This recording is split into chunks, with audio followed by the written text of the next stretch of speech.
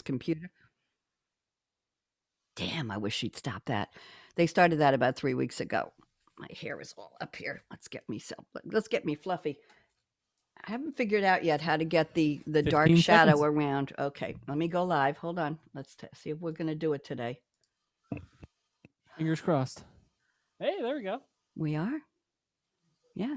Beautiful. Okay, everybody behave. All right. Let's rock and roll. Have a great show. Thank you.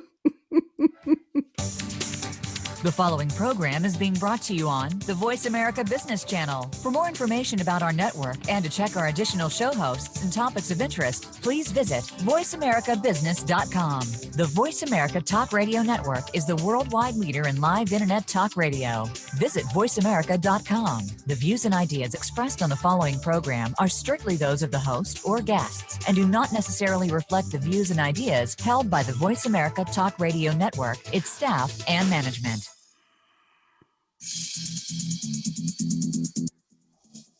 Where does yesterday's future, which is already here, meet today's future, which is about to happen, and tomorrow's future, which could be just minutes away? Welcome to Technology Revolution, the future of now, where host Bonnie D. Graham asks savvy futurists for their predictions about the tech-driven trends that are shaping our future right now. Here's your host, who will take us into the future of now, Bonnie D. Graham. Welcome, welcome, welcome. I'm raising a wine glass to those of you watching us. It's empty. Yeah, I know it's 11 o'clock in the morning here on the East Coast of the U.S. And for those of you who are watching us live on LinkedIn, on Facebook, and those of you listening on Voice America Business Channel, you can't see me, but it's a very beautiful wine glass, and I'm hoping some of my guests will help me fill it someday soon. So what are we talking about today? Yes, we've talked about the future of wine, the future of beer, the future of restaurants. We've been doing, well, future of now is the topic of the show, but we're going to talk about something interesting. Shall we say a sidebar about the wine industry. What about It Takes a Village?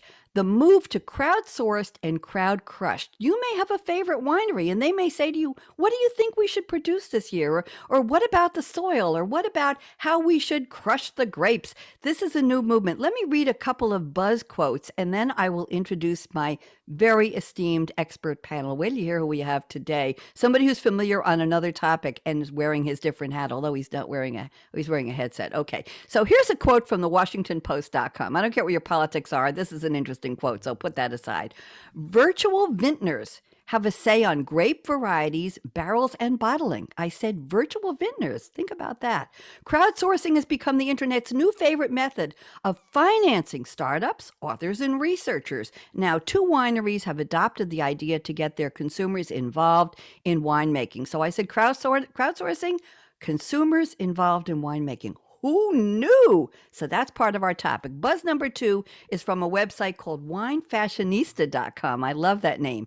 And this is from a winemaker named Tom Johnson. And he says, our Cabernet Sauvignon has been picked and crushed, and the yeast strain and fermentation tannins you, Y-O-U, all in caps, selected have been added. They did not pick the yeast I normally use. The they refers to Silversmith Winery's 797 Facebook fans who voted on the winemaking decisions for the 2011 vintage. And Tom Johnson said, I thought no one would be interested and no one would participate. Boy, was I wrong. So that's winefashionista.com. We have Bill Newman. We have Bill usually on shows with me about the automotive industry. Hi, Bill. And Bill, yay, brought me this panel, brought me this idea. I'm delighted to have you here, Bill. Bill Newman, we have Alex Wong. Alex, you can wave for everybody, Oregon State University. We have Neil Collins at Tablas Creek. Hello, Neil.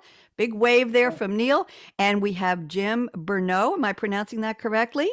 Yes. From Willamette Valley Vineyards. And Jim and Alex now know that I lived in Eugene, Oregon for many years, and shout out to whoever's left that I used to know. So we're talking today about the future of wineries and technology, the move to crowdsourced and crowd crushed. And without technology, we wouldn't have the ability to crowdsource, right? Because that's a part of the community, the culture of how we deal with each other digitally, how we relate, how we make new community. So welcome, welcome, welcome. Let's get started. Bill Newman, We're not going to talk about your automotive background today. You're up first.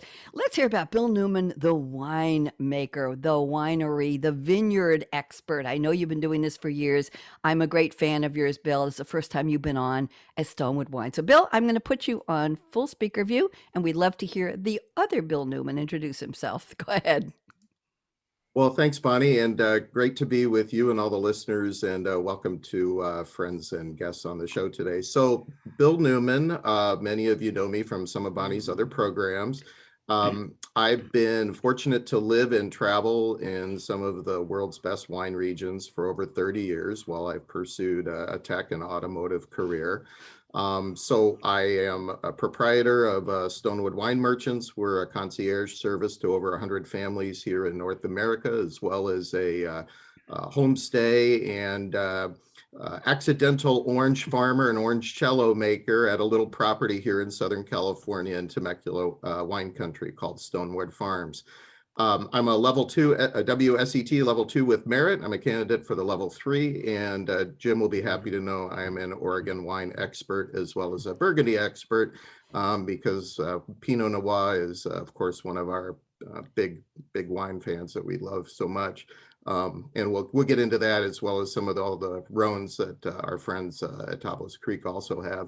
So I'm excited to be here, and very, very happy to be able to join you on this exciting topic. Thanks, Bonnie.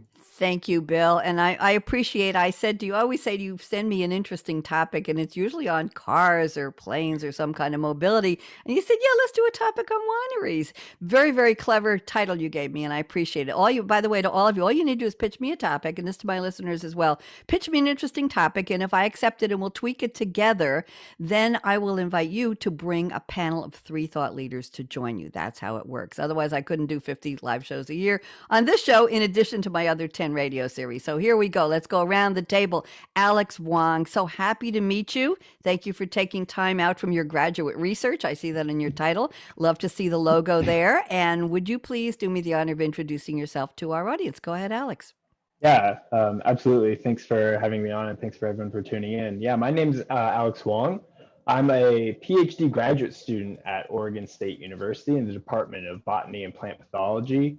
My path to plant pathology and the grapes vineyards is sort of roundabout. I actually started as an undergraduate student at the University of Pittsburgh as a molecular biologist, but that wasn't really the best fit for me. I wanted to be outside and doing things with my hands. So I started a master's degree at Virginia Tech, where I studied biological control of bacterial diseases of grapes, specifically a disease called crown gall, which causes these tumor-like growths on grapevine trunks. Really fell in love with plant pathology when I was there. So I wanted to pursue that further in my career. So I came here to Oregon State in Corvallis, Oregon. And a lot of my research involves looking at better managing our diseases of grapes. Specifically, one of my projects looks at using UVC or ultraviolet C light technology to manage vineyard diseases, specific powdery mildew, which is one of our biggest problems we have here on the West Coast. And this is going to allow us to help growers use less chemical inputs and use less fungicide applications. So I've been working in grapes for both of my graduate degrees, but I also am a hobbyist winemaker myself. So I have access to some of my research vineyards, and I harvest the fruit there, and I try to make my own wine. It's not quite the same as some of the great wineries we have here in Oregon. It's definitely graduate student wine, but it's still pretty nice. And I'm also a food fermentation enthusiast myself, so I'm no stranger to winemaking myself, even though I do a lot of research just on the grapes themselves. Alex, what a fascinating background. Plant pathology. I've never heard of that, but there's an old phrase, he's got it made in the shade, and you certainly do. You've taken your passions. This is almost an interesting lesson for those of, who did we lose? We lost somebody here. Jim is off the frame. I don't know where he went, but hopefully he'll come back. Jim? Oh, he dropped off. Okay, well, he's last. Hopefully, he'll join back in. Alex, your background is almost a lesson for anybody in how to take your passions, use education to become an expert or a well-rounded person in that field, and then keep moving in directions that fulfill your life, your interests, and be able to do it for a living. That's it. It's a nice. Thank you so much. Very, very inspirational. Neil Collins, while we're waiting for Jim, Bill, you want to text Jim and see if he's okay, because he just simply dropped off the face of the show and we definitely want him back. Neil Collins, happy to meet you. And we'd love to hear more about you other than just Tablas Creek. So I'm putting you on full speaker view. Neil, welcome. Yeah, hi, thanks for having me on. Interesting. It's a little intimidating coming after Alex there with all that experience. But yeah, I came to California on a vacation in 1984. I spent my early years since I was a kid working kitchens, chefing and cooking in various restaurants. Obviously, that vacation has now extended quite a long time, many decades. Continued working in the restaurant industry here, and then passion for wine. As it grew, I decided I wanted to go learn a little more by doing. So I took a year's work in a winery here called Wild Horse, and that year just kept evolving. And then I was the winemaker at a winery called Adelaide Cellars when Tablas Creek moved to town, just down the street. They had no winery, just a vineyard. So in the early 90s, they started bringing their grapes to me, and I helped them make the early vintages. Subsequently moved to France to spend a year in the vineyards of Châteauneuf-du-Pape at Château de Beaucastel, coming back initially to be the winemaker at Tablas Creek Vineyard, but that grew into being the winemaker and vineyard manager. So I've been involved with them since their beginnings in some form or another. And I'm not sure that I'm the perfect person for a technology panel, but I think one of the great parts of what I do for Tablas is the farming, is the organics, and now the regenerative organic certification, the biodynamics. I'm pushing that level of what we do further. I'm certainly intrigued in how technology will affect the vineyard, and it will. I'm fully aware of all that. We're pretty traditional in what we do at this point, but we always have an eye on the future for sure. And I mean, I think a lot of the future is vineyards and farming in general is learning to farm with the environment in mind, and that's, to me, very, very critical, and I'm sure technology plays a large part in that. It does. Thank you very much, Neil. Pleasure to meet you, and serious winemakers here. I appreciate that very much. Technology is everywhere we look, whether we know it or not, and it's part of everything we do, and we're very, very happy to have you here. We're still waiting for Jim Bernau to come back, but I'm not going to delay moving around the table. I know that Bill has emailed Jim and said, wait a minute, you have a power failure. So we will bring him on whenever Jim is able to join back. I will click on admit and bring him back into the show. So for now, we have Neil and Bill and Alex. We've got plenty to talk about. Live radio, Bill, it's like live TV. It's reality TV. It is what it is. So let me just, in honor of Jim trying and doing all the work, let me just read a little bit about his background in case he does come back. He is the founder of Willamette Valley Vineyards, established in 1983. He replaced, this is interesting for everybody, he replaced an overgrown pioneer plum orchard in the Salem Hills of Oregon with Pinot Noir, watering his vines with a garden hose. Oh my, he is a pioneer. He is a, forward-looking person. Jim has been recognized for environmentally responsible wine growing by LIVE, that's Low Impact Viticulture and Enology, as well as receiving the Sustainable Standard Setter Award from the Rainforest Alliance for use of FSC certified work. Hoping he comes back because he's a very interesting guy and we really would like to add him to the panel. So let's go around the panel now. We're going to do the quotes. My guests have graciously sent me a movie or a song or a TV character quote that has nothing to do with the topic. Bill, we don't use topical quotes on these shows. Bill sent me a quote about wine and I said, no. And he said, why not? Just because it's more fun when it doesn't. So Bill has sent us a quote from the Beatles' 1969 Abbey Road album. And the quote is the title of a song, part of a title of a song. Of course, English rock band The Beatles. The song was written by John Lennon and credited to Lennon-McCartney. It's the opening track of Abbey Road, and it was released as a single coupled with something that reached the top of the charts in the U.S. and number 4 in the UK. Here's the quote. Come together right now. Bill, should we sing it together? Come together right Right now now. over me. Over Right? me, Okay. yeah. I'm sorry. Oh, Jim is back. Jim is back. Bill, go ahead. I'll get Jim settled. You go ahead with your quote. I'm going to put you on speaker view. Go ahead.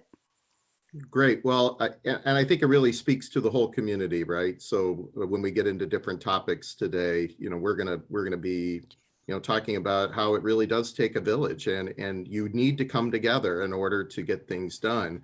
And it's just not one person, right? One of the things I think we're going to learn today, and we've learned in other programs, is that everyone's helpful to everyone's goal is to be successful, but also to help each other and to build a broader community. Whether that's within a particular vineyard or a vineyard brand or even just an area. And there's so many stories that we could talk about that, and just, the people who have come before us and the people who are leading us now in specific different wine areas and in wine studies. And it really does, it's a testament to this and other industries where just so much cooperation is so fundamentally key to everything that is done. Thank you very much. We always love Beatles quotes, and we're welcoming back. Talk about come together right now. Jim Bernau is coming together. Everybody wave. Hello, Jim. We hope you're okay. I looked at the screen and it was me plus 3 boxes. And I said, wait a minute, we're missing someone. It's Jim. So Jim, I hope you're okay. Jim, I'm going to put you on speaker while we have you. I read your bio, which is fascinating, but we'd love to hear from you. Everybody pretend you didn't hear Jim Bernau's bio. He's here and he's in person going to tell us who he is and your passion for wine. Jim, go ahead. You're up. Apologize for, looks like a Wi-Fi problem here. We're out in the country. Yep. Growing wine grapes on a hill. So, I got interested in wine back when my dad brought home a bottle of wine from one of his clients, and the very first winemaker to come to Oregon bringing Pinot Noir vines to Oregon was a fellow named Richard Summer. And my dad was hired by Richard to help him get a winery license, because it'd been like 40 years before anybody had done that in the state. And so my dad brought home this wine and shared it with my brother and I was 10, my brother was 12. And that's really when it all started for me. And of course, Bonnie, you were here in Oregon when I went looking for land and planting vines for the first time. Yep. And the Oregon has a remarkable story to tell. And actually there's a number of different growing regions in Oregon that are ideal for different varieties of wine grapes. And of course, we love Pinot Noir here in the Willamette Valley. And so I've dedicated my life to telling the Oregon story through wine. And one of the things that, while you were in Eugene, and I was at the University of Oregon, one of the things I learned was the importance of community action. I was working 3 jobs to try and figure out how to pay for my vines. But what I learned at the University of Oregon was the power of collective action, of consumer action. Back when I was there, we started a little grocery store that was student owned. We didn't want the capitalists to profit from our grocery purchases. And so all the students got together and started a grocery. And that's what I did essentially with this vineyard. We did the very first preferred stock public offering that was self-underwritten in the country. Absolutely fascinating. I'm so glad you got back. And we have to do a shout out to Mandy Morgan. Everybody say hello to Mandy Morgan, who helped get us Jim. And she just wrote to me, she emailed and said they had a Wi-Fi outage. We live with those all over the country, probably the world. I had a show a couple weeks ago, Jim, where I was on, we did a live show, and 2 minutes after I was talking to my guests, and all of a sudden they start laughing. This was off air, and they're laughing. I said, why are they laughing? And they said, oh, Bonnie froze. My Wi-Fi went down. My upload was completely gone. I had 0 upload, and the internet in my whole area went out for 38 minutes, but it was 2 minutes after we finished a live show. And I'm saying, what? I spend more time on the phone with my ISP than with my boyfriend. So anyway, neither here nor there. They're my new therapist, and too much about me. Jim, so happy to meet you. What an interesting story. And I was saying when Alex introduced himself that the passion for finding something that you love, and here you were a kid and you decided this was something you wanted to do and you made it happen. It's just, this is Bill and Neil and Alex and Jim. These are lessons for people listening. Forget about the wine topic for a second. These are lessons in how to find something that makes you excited, that makes your brain explode with curiosity, right? And with energy. And I want to know about this. So follow your passion, follow the wine if you have to, follow the grapes, do what you need to do, be a pioneer. There's still room, right, Bill? There's still room for pioneers in the world. We haven't run out of Absolutely. space for pioneers, and we're talking to 4 pioneers here. I'm so honored. I want to drink up, except my glass is empty. See? Okay, just want to let you know. And again, shout out to Mandy. Thank you for your help. So let's go. We already did. We had introductions from all 4 of you. I'm just keeping track here. Bill did his quote, and we're going to Alex. Alex sent us a quote from Chris Cornell. The song is Nearly Forgot My Broken Heart. Chris Cornell is an American rock musician. This was released as a single from his 5th studio album called Higher Truth in 2015. And the song hit the top 5 on Billboard's mainstream rock chart. That's all I'm going to say. And here is the quote. Here's the line from the lyric. Try to take a picture of the sun, and it won't help you to see the light. Ooh, Alex, I'm getting goosebumps here. Talk to me. What does this all mean for our topic? Go ahead, Alex Wong. I think that this could be interpreted multiple ways. As a scientist, you try to do your best to capture what's going on, but sometimes reality is quite more complicated than our research can really capture, and so I think that kind of captures that in a way. But I think also it's one of those things where you have to really get out there and find the answers for yourself. You can't just rely on others telling you what it is. You got to go out there and get the answers yourself. I'm not saying anyone should stare at the sun. I'm more or less just using this as an analogy. But that's my take on it. Thank you very much. I appreciate that. And you introduced me to Chris Cornell. So there, I'm always interested in quotes from people from movies and TVs I've never heard of. Sometimes I'm embarrassed that I haven't. Neil Collins has sent us a quote from The Who, Pete Townsend, Roger Daltrey, John Entwistle, and Keith Moon. Yes, yes, yes. And the song is Now I'm a Farmer. And here is and by the way, it's from the album Odds and Sods. Very, very interesting. It consisted of studio outtakes and rarities by The Who, released by Track Records in the UK and Track MCA in the US back in 1974. It's one of the first and earliest examples of a rarities compilation. I'd never heard of that. I do my homework here, Neil. So here's the quote Neil picked. Well, I've moved into the jungle of the agricultural rumble. Oh, we got poetry here. Neil Collins, you're up. Talk to me. How'd you pick this one? How'd you find it? Yeah. Well, how do I pick it? It's not an easy thing to do when you get asked to pick a quote from a movie or a song for this particular subject. But I had this album when I was a younger man and really liked it, and that has always stuck in my head, that particular song for some reason. And it is pretty appropriate. When I came into farming the vineyard at Tablas Creek, I'd never farmed anything in my life, so I genuinely did move into that jungle of the agricultural rumble, particularly as I was asked to farm the vineyard entirely organically down here in Paso Robles, which no one was doing. So I had no help or guidelines from my neighbors. Had to just figure it out myself. So it was, and in my mind, it still is a jungle, because agriculture is ever moving, ever changing. And for what we do at Tablas, we're always pushing to try and be better. So I'm still in that jungle. Thank you very much. This is truth or consequences here. Thank you very much, Neil. We appreciate the quote. And now let's go. What's that? It was a great album, by the way. Oh yeah, absolutely. And Jim, a lot of memories for a lot of people. Jim Bernau has sent us a quote from Princess Leia Organa, played by the late, very interesting Carrie Fisher, daughter of Debbie Reynolds and Eddie Fisher. I remember back in the day when Debbie Reynolds was in a movie called Tammy and sang the song, but I am dating myself. This is from Star Wars Episode 4, IV Roman numerals, A New Hope, 1977. Leia Organa, fictional character in the Star Wars franchise, introduced in the original Star Wars film in 1977. She is a princess of the planet Alderaan.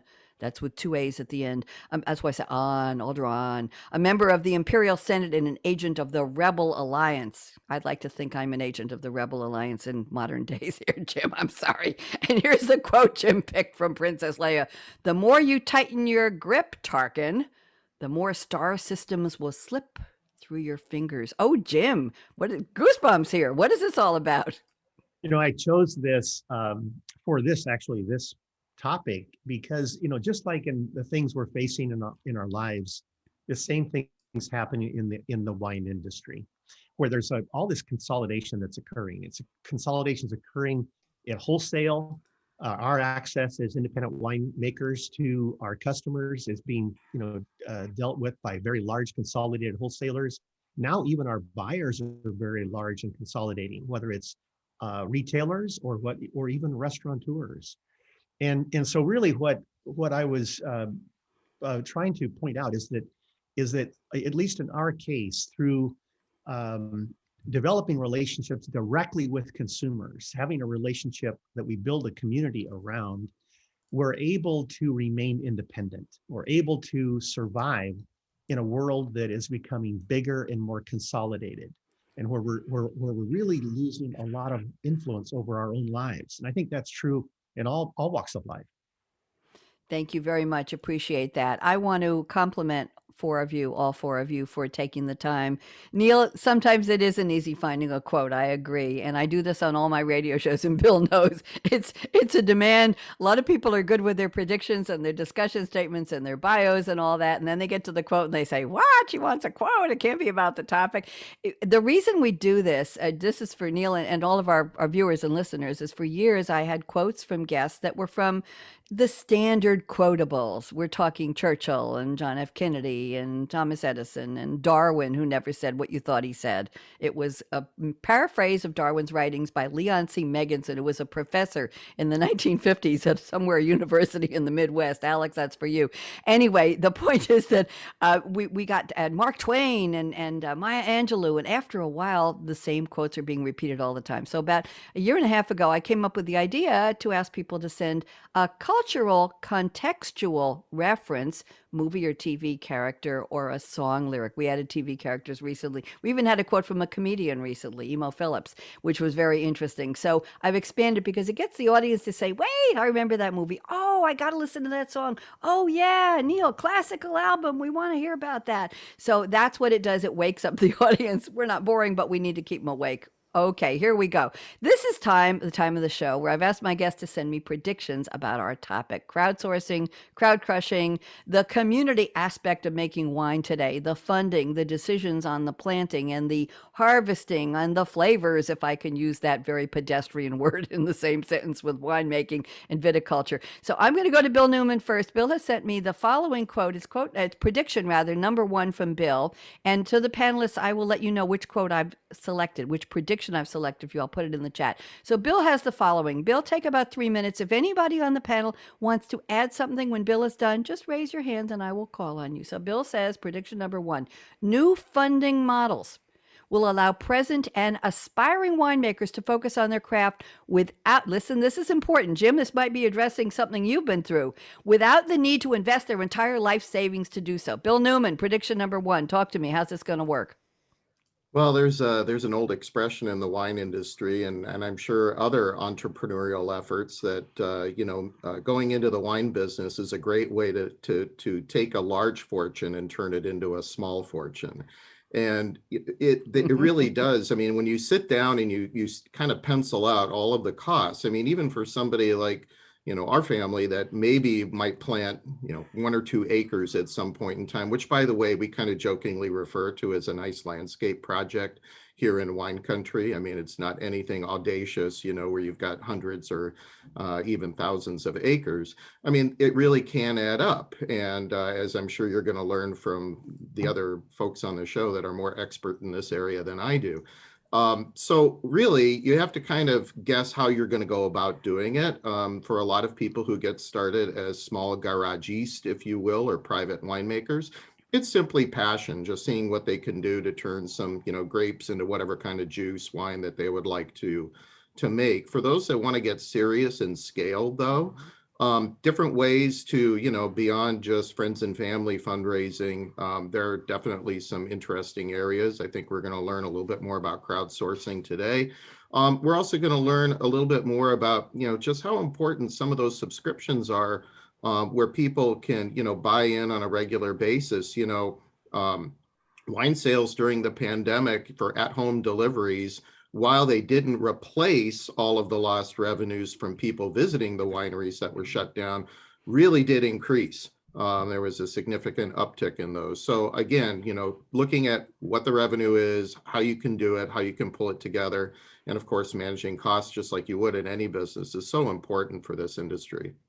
Thank you very much, Bill. Anybody have any comments on that? Anybody want to raise a hand here, or we're good? We're good. That was kind of Okay. a softball to Jim. If Jim wants to bite, he can go right in. I saw him nodding a little bit. Jim, anything you want to say about that? The technology is allowing the consumer to be in charge. And that is the fundamental shift that's occurred. We're the very first crowd-funded business in America. And we worked with the Securities and Exchange Commission to allow us to do that. We were the very first. But now there's a fabric of laws that allow people to raise capital in their communities, to form their businesses and grow their businesses. And so really, there's an opportunity for us to develop these vineyards and wineries, do it with the support of our customers in ways that allow us to be successful. And for those investors, Bill did jokingly say that you start with a large one to end with a small one, but I can tell you, we are required by the Securities and Exchange Commission to file quarterly. And we report all of our financials. We have audited financials. And I can tell you that our investors aren't wasting their money. Not only do they really enjoy their investment, but they also have made a very sound investment. And we've been reporting now for many, many years, over 25 years. And you can look at our financials and see that when consumers own their own winery and support their own winery, they actually do benefit both from their wine and from their investment. Thank you very much, Bill. Good prediction there. And I'm glad that we gave Jim the opportunity to chime in. I'm just going to say 2 words, Jim. Who knew? Right? What do people talk about? You want to invest? Real estate, buy real estate, location, location, location. And all of the people who were selling this pipe dream on, I'll teach you how to buy in a down market and up market, and you're going to make it land. And you're saying wineries. Absolutely fascinating. I hope people are really getting something from this, because I am. Alex Wong, I'm looking at your prediction number 1 next. You say the future of wine viticulture is dependent, everybody listen up, this is fascinating, is dependent on robotics and autonomous operation. Ooh, ooh, ooh. Alex, talk to us. Yeah, as Bill was talking about, there's a lot of costs involved with running a vineyard. And one of those costs is labor. It's hard to find, labor, and it can be pretty expensive. And it's not just for one aspect of, running a vineyard. It's for a lot, pesticide management, maintenance of the vines themselves, harvesting, processing. All of these things involve labor costs. And the future of agriculture is going to precision agriculture, so we can maximize our efficiency, so we can, get the most out of all the things that we do have available to us. And one of the things that I've been working on is putting my UVC disease management technology on autonomous robots. So this is actually a project that Jim and I actually collaborate on. So I have a collaboration with Jim at Willamette Valley Vineyards, and we have also a collaboration with Sega Robotics, which is a company that produced the autonomous robotic platform for the UVC, and we've actually been working with all together on trying to get this up and running to see if we can put this out on a commercial scale to control disease. Bill, I am so impressed with the people you brought to the table today. There are so many we're talking about viticulture, we're talking about wine, but we're talking about such a bigger concept of thinking outside the box, following your passion, following your dream, doing something you love, doing something in an industry where people will enjoy the fruits of your labor, right? People drink wine. It's something. You're probably all going to be mad at me, but I was making chicken tenders for dinner last night, and I was tired of barbecue sauce. And after I put a little olive oil and a little bit Johnny seasoned salt, I still use it. I buy it in a big thing and put it in a little bottle. I poured some good Chardonnay over a little bit of fig infused white vinegar on it, and then I poured about a half a glass of Chardonnay on top of it and just let it simmer.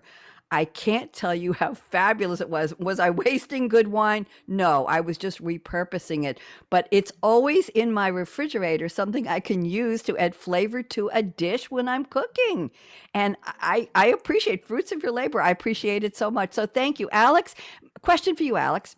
When we hear about robotics, and Bill knows this from the industry of mobility and manufacturing and our shows about the future of cars, we hear about robotics and we hear about robots. People think, oh, it's going to take jobs away from real people.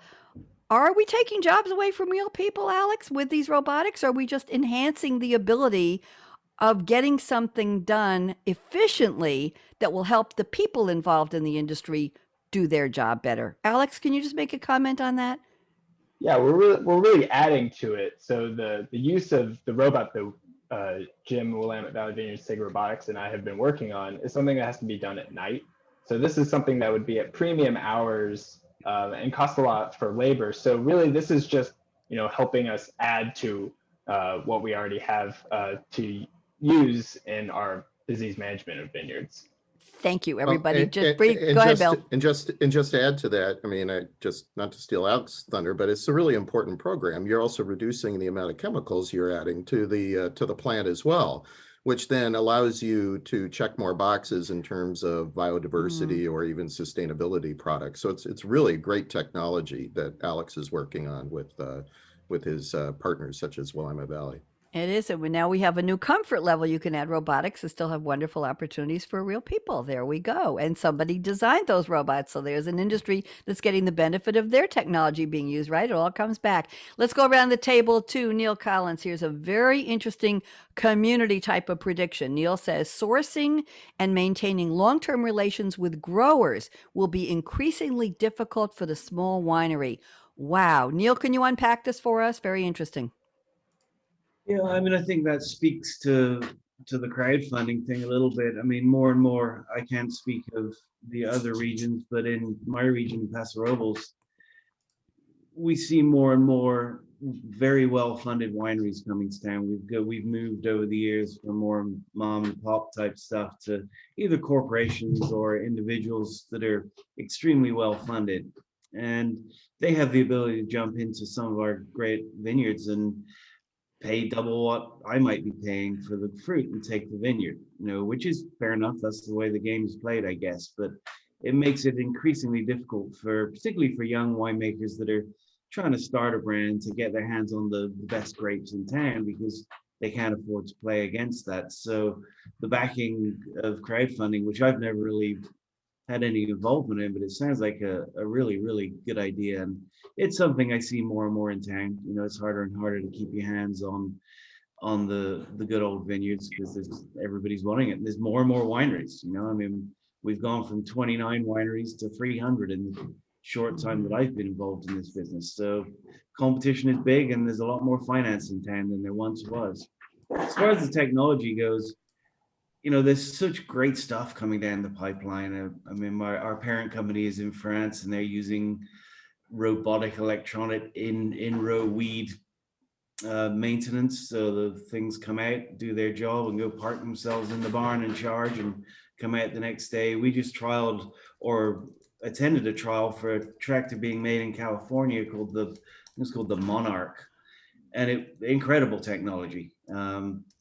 Not quite there for what we do because we're in such a rough terrain at Tablas Creek, but certainly you just look at that and you can see the future is there, and it's loaded with the technology that the likes of Alex is developing for sure. I mean, and we need it. Labor is harder and harder to come by. It's more and more expensive, and it's going to become debilitating just finding it. We got huge competition from the cannabis industry too now, which is paying more than we are and paying in cash. So labor increases difficulty to find constantly. We've maintained a solid field crew at Tablas for 20 years, but that crew's getting older and it's getting really hard to replace them. Their kids don't want to do that for a living particularly. So as it gets harder, the technology becomes really essential. And I think, in my mind anyway, in recent years, for the first time, I'm seeing things that actually make me look at it and feel this is going to work. This is absolutely the future. And even as simple as we're moving all of our in-field equipment from tractors burning biofuel to electric vehicles. You know, the ATVs and the quads and the RTVs are all becoming electric, and the whole winery is solar powered. So it's a great move. So technology's, whether we like it or not, it's coming, and I think it's a great thing. Thank you very much, Neil. Appreciate that. Good prediction. Anybody have any comments on that? We're good? Okay, let's go to Jim, who is waiting eagerly for his prediction. I picked number 2, which I think is interesting. Neil, do me a favor. Would you mute your microphone when you're not speaking? We've got somebody behind you who's doing a lot of interesting things, and we're hearing a lot of noise and banging that's coming across on the show. So if you could, yeah, it's perfect. Okay. And whoever it is, thank you to whoever's in the background, and have a good breakfast. Okay, Jim Bernau, prediction number 2, fascinating. Yes, Neil, you're muted now. Go ahead. Unmute. Neil, you're muted and you're talking. I said, let me just say, that's my wife in the background. Well, say hello to your wife. Does she want to come out? Does she want to come out and say hello? I can think of nothing she'd less like to do, frankly. We'll tell her we're happy to almost have her on the show with us. This is a family show, so we appreciate that. That's great. Thank you very much. Jim, your prediction number 2, interesting. Wine consumers. We're not looking at the winemakers. We're not looking at the scientists like Alex. We're the investors. Consumers. Okay, I'm going to raise my glass. Wine consumers will make purchasing decisions based on the behavior and values of wineries. This is getting into social values, all kinds of we started this a couple of years ago. We started this conversation on a lot of my shows about the idea that the millennials were coming into the workforce as now investors. They're in their 40s. They're in executive positions. They got money to burn. They got places to invest. And they're saying, we want to know the values of the company we're dealing with, the company we're working for, the company we're investing in, the company we're buying from. So it sounds like this is something that has now gone over into the winemaking area. So Jim, talk to me about this prediction. Go ahead. Thank goodness it's happening. The consumers are more and more in charge of the economy, and they used to make choices based upon price and value of the services and products that they were buying, but now they're making their decision on price, value, and values. They want the conduct of the people providing them the services or products to reflect their point of view, the way that they want to live. And consumers are understanding that they have market power, that they can vote with their dollars and how they choose their dollars to influence the economy. And this is actually a good thing for us, because consumers want in a safe environment for their families and communities. Consumers want healthy products, and they want an environment which is sustainable and is healthy to live in. And so the consumers are really taking control, and they're making judgments. And the nice thing about technology is that it's possible now for consumers to kind of pull the veil away and look to see what is the conduct of these people. So there's a lot more transparency, and there's a lot more authenticity now in purchasing decisions. And I think it's awesome, because businesses are dependent upon their customer base, and a business cannot misbehave, because even losing 10 to 15% of your customer base for a very thinly profitable business, which most businesses are, is a death knell, which means that you've got to pay very close attention to how your consumers are responding to you, what you're doing in the community, how you're making your product or providing your service. For wineries, this is awesome for us, and for winemakers like Neil, who see the values of what he's doing in the vineyard and in making his wines, and they're voting with their dollars to support people like Neil and people like Oregon winemakers who have these values that are near and dear to them. Thank you very much. Very, very interesting. Anybody have any comments about values, about transparency? That's the big word, right? Transparency. Who are you? What do you believe in? How do you express your values through what you do, how you speak, how you live, how you produce your products or your services, how you invest, the people you associate with. Transparency. Hey, we've got social media and everybody can see everything today, whether you like it or not. Thank you, Jim. All good points. We have time for a round two of predictions. I'm going to go back to Bill. And Bill Newman, I'm looking at your prediction number 4. You say, while consolidation will continue across large brands, wine cooperatives, and I want you to talk about that, will challenge the 3-tiered system. We need you to break that down for us, Bill, with direct-to-consumer and regional wine destinations. You got a lot of buzzwords in there, Bill Newman. Talk to me. Break it down. Well, I think what you're going to see as more and more wineries, as we're talking about, do become super funded or begin to enhance some of their portfolios. They'll begin to potentially expand with different varietals, maybe new varietals from neighboring brands that they can bring under the sales umbrella, so that and this is important because I do believe, as we were speaking to, based on Jim's prediction, people want to not only know where their food and beverages are coming from, and this is a broad trend that includes all of organic farming and the whole farm to table movement, but specific to wine, we want to associate wine with place, and we want to associate wine also with values and experiences. So one of the things, of course, that, we're coming out of the pandemic and everybody was buying a lot of wine direct to consumer, that because we couldn't go to grocery stores. So the 3-tier system, very similar to cars where you have a dealership, is that you work through a wine wholesaler and distributor. And in many states, those are highly coveted, very expensive, tightly controlled layers that you have to buy, that consumers have to buy wine through, and then at retail vis-a-vis liquor stores, party stores, or groceries. But being able to have more and more, and I'll add, just for a very long time, until we had a very wine friendly governor in Michigan, Jim and Neil both know this, it was a felony to ship wine to the state of Michigan. What? And so, Granholm versus United States. So thank you, former governor, now Secretary Granholm, for opening up some of the universal commerce clause to many different states. So that's going to be challenged. And you also have kind of the private ambassador program. I know Jim has one at Willamette Valley that we've been a part of for a little while.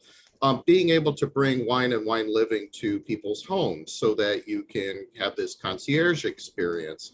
The other area of new revenue, now that we're kind of getting back out of the pandemic, which I think is super exciting, is destinations, and being able to take like-minded people, communities of fellow wine enthusiasts, and in some cases owners, and being able to go to places to celebrate wine, and maybe not just the home vineyard or location, but maybe going back to the roots. So, in the case of Tablas Creek, going back to France with Chateau Beaucastel, and being able to kind of understand where the grand origins and the stories are from all of the wines. But in the meantime, that is actually a really impressive source of revenue in terms of extending the wine business into full hospitality and travel leisure.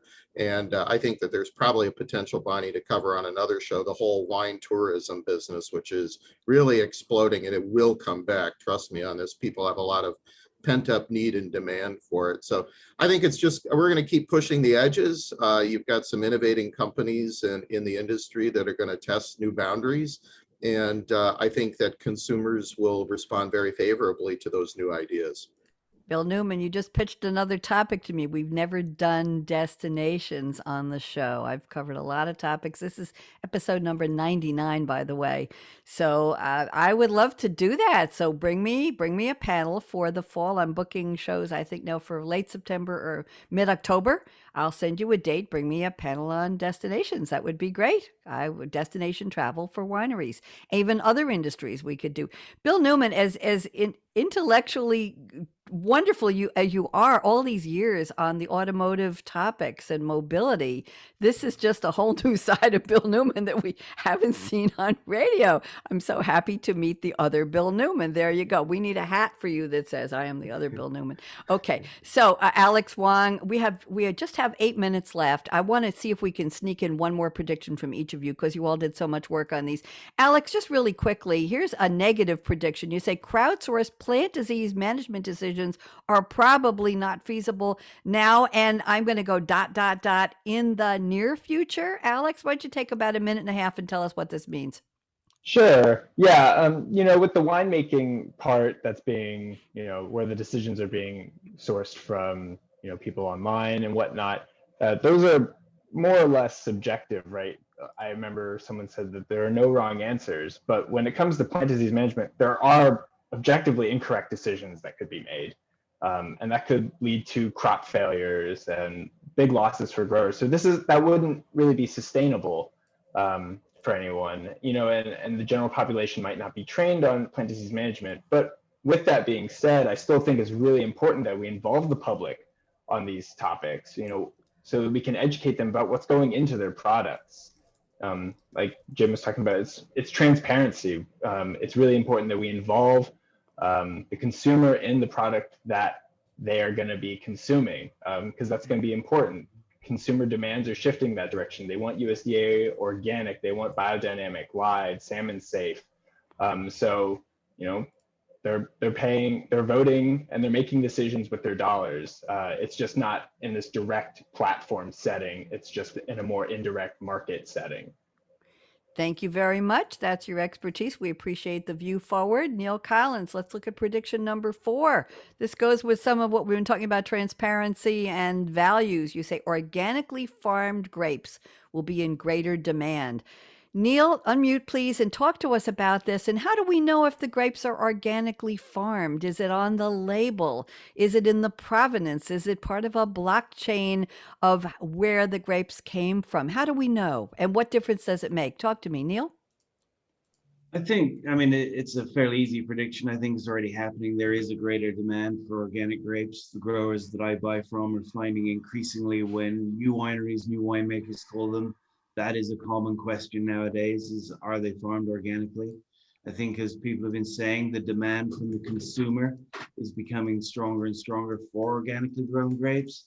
And it's moving beyond that. Tablas Creek is the first winery in the world to be certified regenerative organic certification, or ROC, which if any of the listeners out there have not looked into that, they should, because it's not just wine grapes, it's farming in general, through textiles and coffees and et cetera, and it encompasses more than just the farming aspect. It incorporates the welfare of animals, the welfare of farm workers, which is not incorporated under simply organic.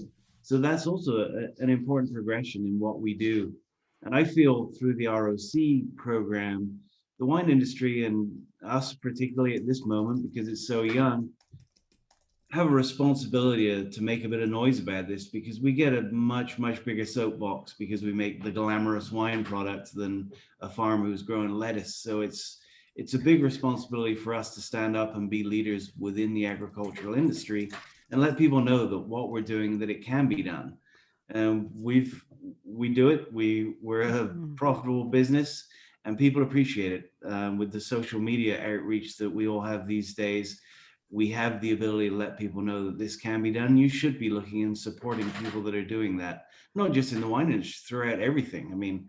Really, it's the people that are farming vegetables it's a much harder row to hoe than farming grapes, that's for sure, in my opinion. And that needs to be respected, and we need to help that along. Thank you. Great message, Neil. Just a comment on that, Neil, just if I can. We have two adult children who have just bought 30 acres in northern Michigan, and I got news for you. That is a young person's work. That is, farming vegetables is not an easy thing to do. No, so 100% for what Neil just said, and congratulations and hats off to all of those people following their dreams as farmers. Neil, great message. Jim wants to say something. Go ahead, Jim. Neil is absolutely right. We do have a special responsibility as wine growers and winemakers. We're one of the few products that has not just a message in the bottle, but on the bottle. We get to tell a story to our customers that on their dining room table, they can read about the importance of these practices. And so Neil's absolutely right. Our industry is a vehicle by which we can communicate this message of responsible conduct in our farming and in our winemaking. He's absolutely right. Oftentimes you don't know when you're in a dining room setting, the care that was given to what was, that went into the foods that were produced for you. But when you take that bottle of wine in your hands, you get to read about that important message.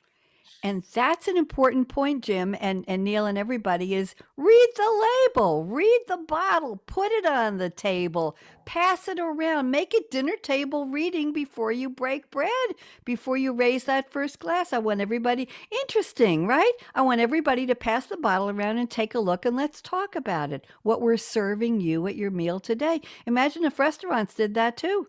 Not just at wine tastings, but we've selected this wine for you. We'd like you to know where it comes from, and we'd like you to appreciate the vineyard and the vintner and the viticulture that went behind. I'm getting goosebumps here. This is interesting. Bill, this could be part of our discussion about destinations. We are out of time. Jim, instead of giving you that last prediction, you chimed in on Neil's, and I appreciate that very much. Again, a round of applause for Bill Newman for bringing us together today. A round of applause for Mandy Morgan for bringing some of you to the table with us. Mandy, she said she didn't want to be front and center on the show, but she certainly did the effort behind the scenes. Neil, thank you so much for being with us. We know you're busy. Shout out to your wife. I hope breakfast is good. Alex, continue your studies and keep making a difference. Jim Bernau, keep just finding ways to make a difference through everything you do, and your wonderful story starting from when you were a kid. We appreciate that. The challenges and the journey. I hate that word, but it's been a journey for you, and you're still living the journey. Bill Newman, you just keep surprising me and amazing me with wonderful insights into who you are and the reach of your intellect, going into so many fields and becoming an expert in so many ways. And I applaud you as a colleague and as a friend, Bill Newman, and as just a wonderful person who just keeps coming up with new stuff to talk about. So thank you. Everybody say thank you to Aaron Keller, our engineer extraordinaire at Voice America Radio. He got us on the air today. We appreciate it. LinkedIn, hello to LinkedIn. Don't everybody go away just yet. Hello to LinkedIn, hello to Facebook, hello to Voice America Business Channel. I'm Bonnie D. Graham, and here's my call to action. Thank you for listening to Technology Revolution, the future of now. However, if somebody says to you, all right, I want you all to raise a finger. Bill and Alex and Jim and Neil Collins, raise a finger. Somebody says to you, the future is already here. Go on, Neil, raise your finger. The answer is no. That was yesterday's future. Today's future didn't happen yet, and we're here to make it a better one. Everybody wave goodbye. Bye-bye. Thank you. Bye, LinkedIn. All right, Stop we're the clear. stream. Thank Great you. show today.